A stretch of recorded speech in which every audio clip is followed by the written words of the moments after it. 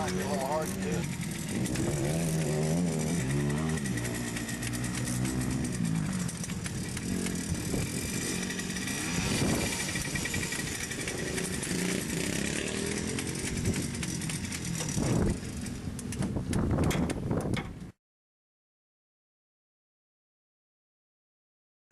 I don't even drain it beforehand. I just put a little pan underneath it. Catch it when I pour it out.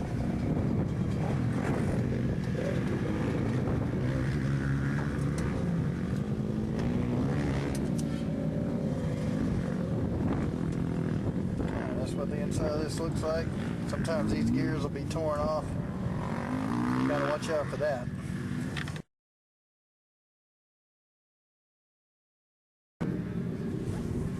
This is actually the clutch. Like I said, there's a couple ways that you can hold this thing.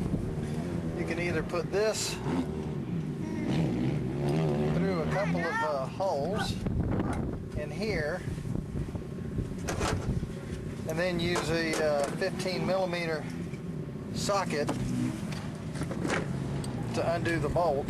It's standard right-hand threads to do that with.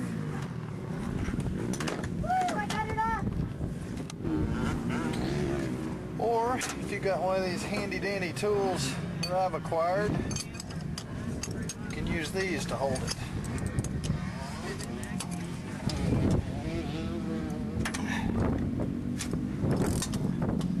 And then we place a puller, all different kinds of pullers. I don't really remember where I got this one from.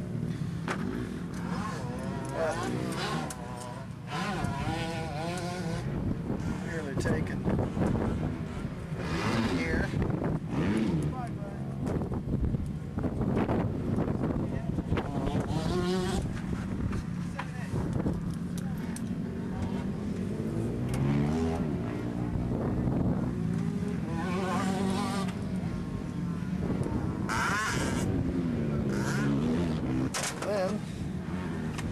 Again, this handy dandy puller will actually fit right here. Any of you that have one of these.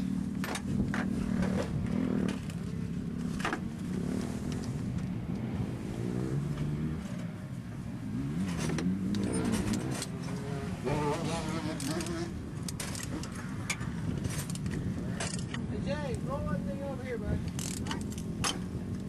Now, you saw that popped off a little bit. Sometimes, depending on how tight and how long these things have been on, they will pop so hard that it sounds like you broke the end of the shaft off. So don't be surprised if that happens.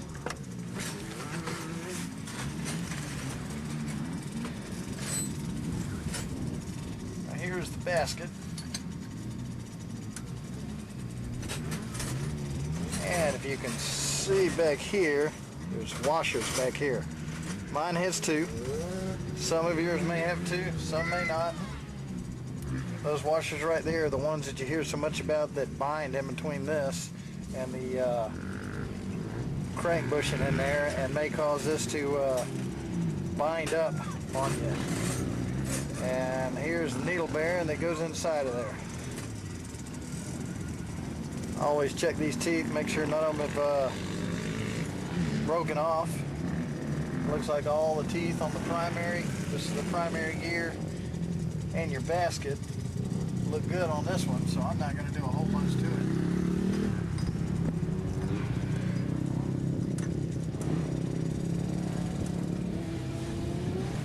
And I don't know if you can see right here, but all that gunk, all that old Loctite, that will make it hard to get your bolt back on, your nut back on, if you don't get that out of there. Here's the clutch. This is the workings that you're going to take apart and adjust. Now right in here, there's a washer. That washer goes in there. And sometimes when you're trying to pull it off, that washer will get stuck on the end of this, and your puller will act like it doesn't want to pull this off. So if you really can't get it off, make sure that that washer is still not in there after you took this nut off of it. Now another thing on this clutch, for all you guys that are new to this, you'll notice inside of here, there's no keyway or key, but you can see that the inside of this clutch is tapered, and it merely fits on this tapered shaft. If you can look right here, you can see that that shaft is tapered. Now, if you don't have all of your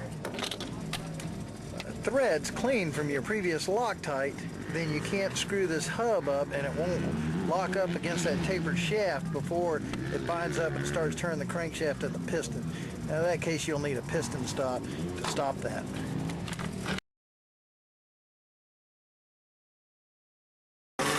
Another thing you can see that I've always noticed, don't absolutely know if this means it's dead or not, but these little clutches,